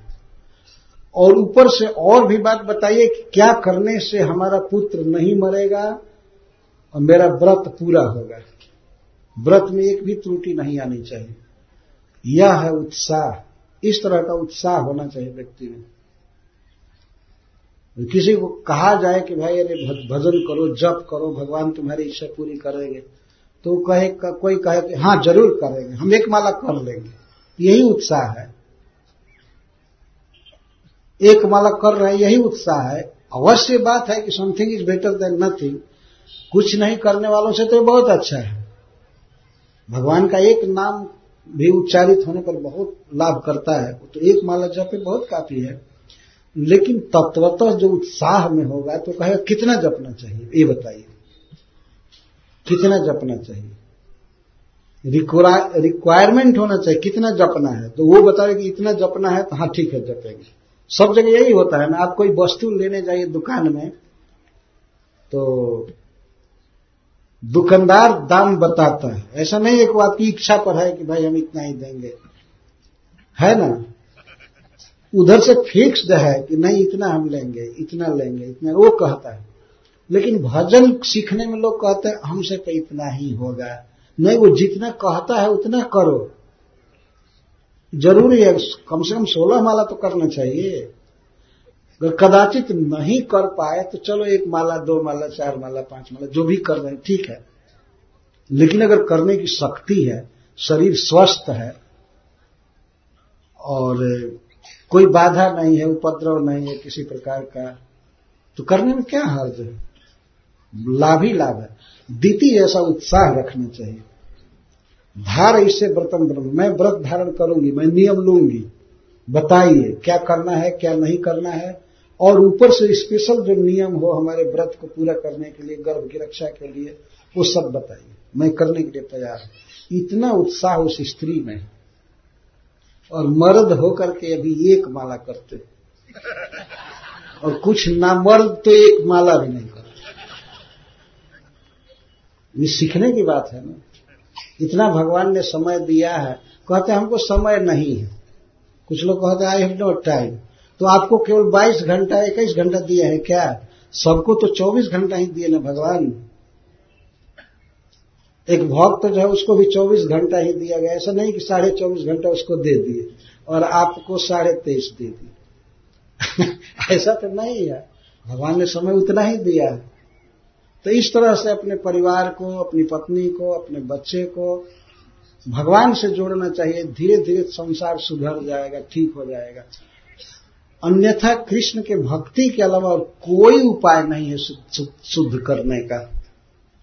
यह इतिहास बताता है, वैदिक ग्रंथ बताता है कि बड़े बड़े लोगों ने यही किया। कश्यप जी ने अदिति को यही भजन सिखाया, दीति को भजन सिखाया, करदम जी ने अपनी पत्नी को भजन सिखाया।